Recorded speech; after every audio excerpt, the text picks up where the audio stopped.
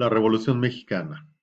Aunque para los mexicanos la revolución se refiere al movimiento armado de 1910 a 1920, para los historiadores, la Revolución Mexicana, especialmente para los historiadores extranjeros, también incluye los gobiernos que entre 1920 y 1940 transformaron profundamente la vida del país.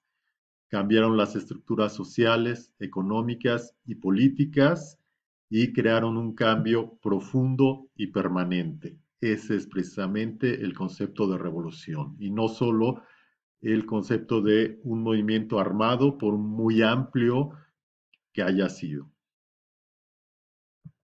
La Revolución Mexicana es la primera revolución social del siglo XX, junto con la Revolución Rusa y la Revolución China.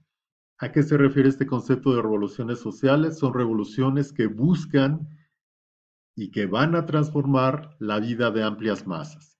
No necesariamente que impongan eh, un sistema completamente democrático. A lo mejor en la Revolución Rusa sí está la idea de que sean los obreros los que gobiernen directamente, pero en la práctica pues sabemos que el concepto de democracia que se tiene en los países comunistas pues es especial, se refiere más a los aspectos económicos y sociales que a las libertades políticas.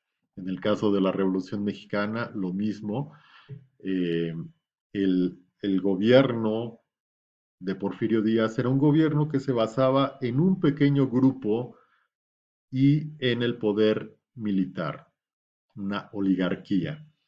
Y los gobiernos por revolucionarios son gobiernos populistas, gobiernos de movilización de amplios grupos sociales y que buscan transformar al país ampliamente. La Revolución Mexicana también se califica así por su legado, por los cambios que trajo. Como ya hemos dicho, el primer cambio es la modificación de un sistema oligárquico dictatorial a uno populista. Populista en el sentido estricto de la palabra, no en el sentido de demagogia, sino en el sentido de un gobierno que se preocupa por los grandes grupos sociales, que los moviliza, que los organiza a los obreros, a los campesinos, a las masas citadinas, que va a hacer acciones para mejorar a través de, por ejemplo, el reparto agrario o a través de la organización de los sindicatos a estos grupos sociales, sin que esto determine que realmente sea una democracia plena. Porque al final de cuentas hay un pequeño grupo en el poder y este grupo en el poder se va a consolidar y va a ser también, en cierto modo, un grupo que va a llevar un gobierno autoritario, pero no es una dictadura basada en un pequeño grupo social y con la fuerza de las armas.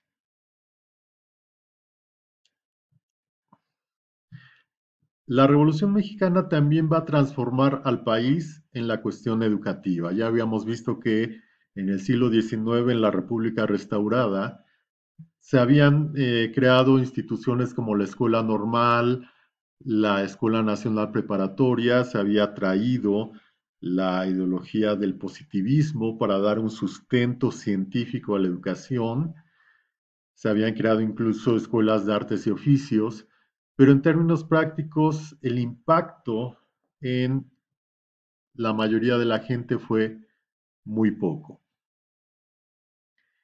Y entonces va a ser al final de la revolución cuando los gobiernos van a realmente impulsar un cambio educativo en el país. Las campañas de alfabetización de los adultos, la escuela primaria, la escuela rural, e incorporar de esta manera, pues, a la mayoría de los niños en edad escolar. La educación en México entonces va a llegar sí a las masas, pero también va a tener una limitación y es el hecho de que el impulso a la ciencia y a la educación va a estar limitado. En general, en los países periféricos en América Latina, la educación pues va a tener un sentido práctico de incorporar a las masas a el nuevo desarrollo industrial, pero no a la de generar ciencia y tecnología, como si fue el caso, por ejemplo, de la Unión Soviética o de Japón, que al impulsar la ciencia y la tecnología son capaces de generar su propia tecnología y maquinaria. Y eso no sucede en América Latina, que siempre son países que van a depender de la importación de maquinaria, tecnología y que por lo tanto tampoco ven en la ciencia y en la tecnología un objetivo primordial. Eh, el cambio hacia la industrialización se va a hacer a través de lo que se llama el modelo de sustitución de importaciones, es decir, el México del siglo XIX o América Latina en el siglo XIX importaba la mayor parte de los productos que se consumen, desde textiles,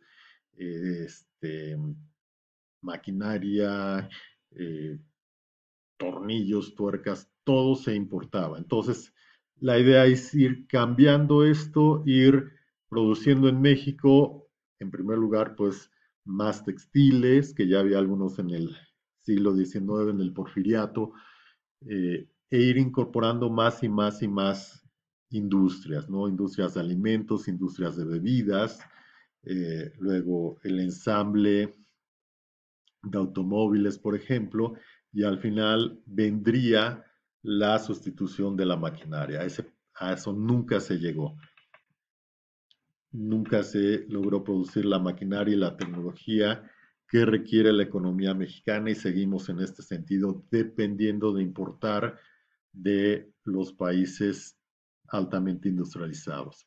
Otro cambio muy importante es la creación del partido, el Partido Nacional Revolucionario, que se crea en 1929 y luego se transforma a Partido de la Revolución Mexicana y a Partido Revolucionario Institucional, que permanece hasta la fecha y que va a asegurar entonces que México, como decía Calles, pase del México de los caudillos, de los individuos, al México de las instituciones. Y así es.